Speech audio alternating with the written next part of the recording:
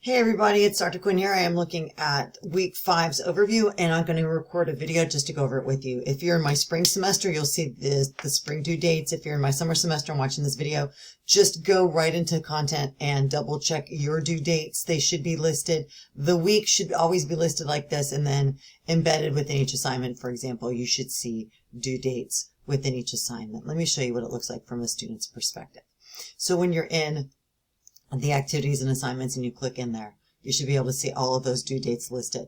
Note, for writing assignments 4 and 5, they require a draft.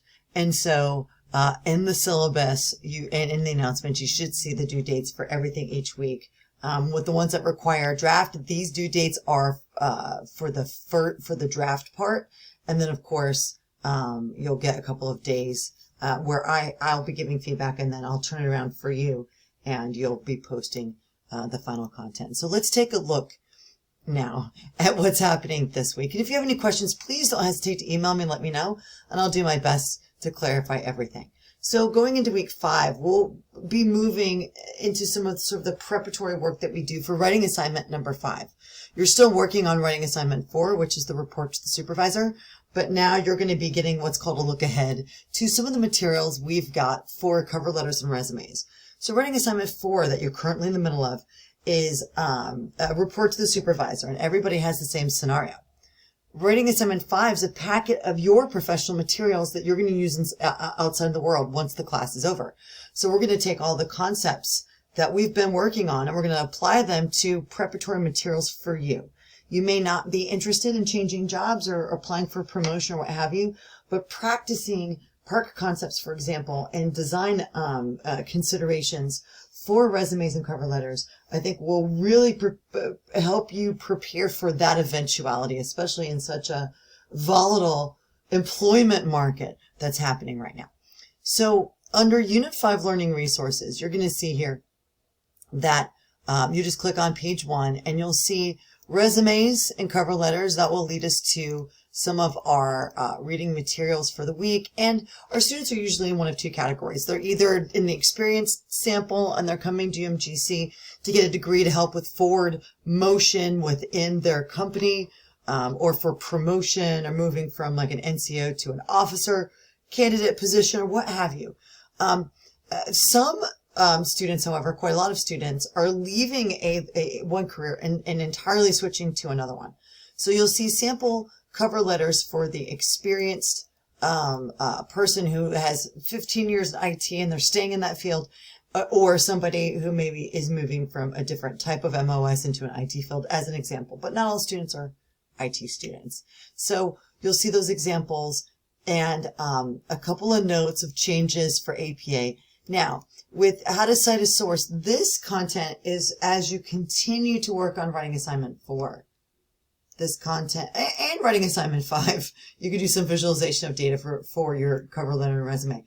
But this content here is a warm-up for writing assignment 5. And you'll see once you get to this landing page, there are some tabs over here on the left talking about different resumes. And let me tell you, I am actually the chair of a hiring committee at my full-time teaching college right now. I teach for UMGC in a part-time capacity, but I am a full-time professor of English, but I'm also hiring for English faculty. So I want you to know that I'm right in the middle of this, and I've looked at 40 resumes so far, and I am going to use my insights to let you know what happens when I look at a resume and as I give draft feedback of writing assignment 5. That's why the draft is so important, that I'm really going to be looking at when you do the work of writing assignment 5, your resume, and I'm going to consider the job application that you're mapping it for, just for this practice. Whether you actually apply to that job or not will be up to you. But you're going to choose a job in your field and you're going to create documents as if you're going to apply for it. And some students do. They're like, I just went ahead and applied and see what would happen. And some are like, I'm not ready yet, but this is how I geared my materials for that particular job as practice, which is great.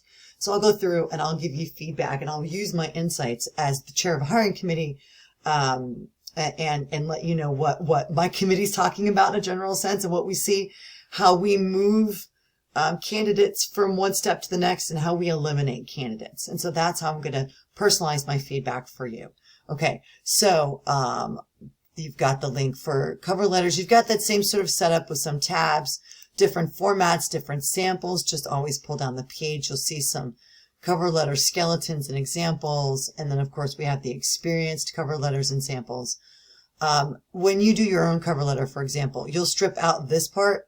You can have your name and address over here on the right-hand side, but I like everything. It's all personal preference, so none of it really is better than the other. Of everything in what's called a modified block format, where everything is just aligned on this left margin. You don't want your cover letter. This is one of the biggest issues I'm seeing with current candidates, is that their cover letter is going longer than a page, especially when the font is small. You've got to be specific, but you got to be, you want to show good communication. Get to the point. I really am never going to read a 3-page cover letter. I mean, the committee and I are talking about this quite a bit, that succinct, like detailed, fill out the first page, fine, but don't go beyond that, right?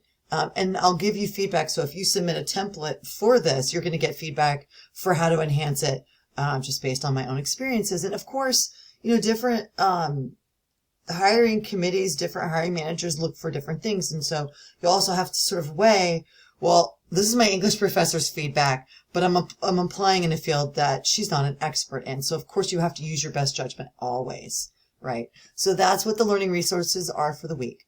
Your discussions this week are integrating graphics. This is going to be very specific to writing assignment 4 and a little bit to maybe your resume, because sometimes people use some element of graphics to display data in a resume or CV, but I would caution against it. I think data-driven CVs are still extremely popular and the preferred choice. So you're going to take a look at this discussion and you're going to make an analysis of which graphic is the best for the data. And of course, you've got more information here in this link, integrating graphics into your writing. And then the effectiveness of AI in writing memos. We focus 2 different discussions on the writing of memos. And you're going to take a peek at this particular AI memo and talk about what your considerations of it and the quality of it. So those are the discussions for the week. And as far as what's going to be submitted, writing assignment, report to the supervisor in its draft form is going to be submitted at the end of week 5. Please take a look at the recent announcements in case any of those due dates have to be modified.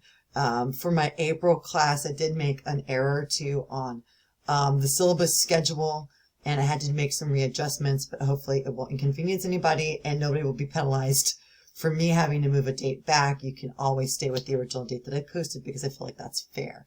But just always take a look at not only these recordings, but the announcements that are peppered with important information. And in addition to this overview of what's due for the week, I'm going to create a separate writing assignment 4 report to the supervisor video that I will also embed in this announcement.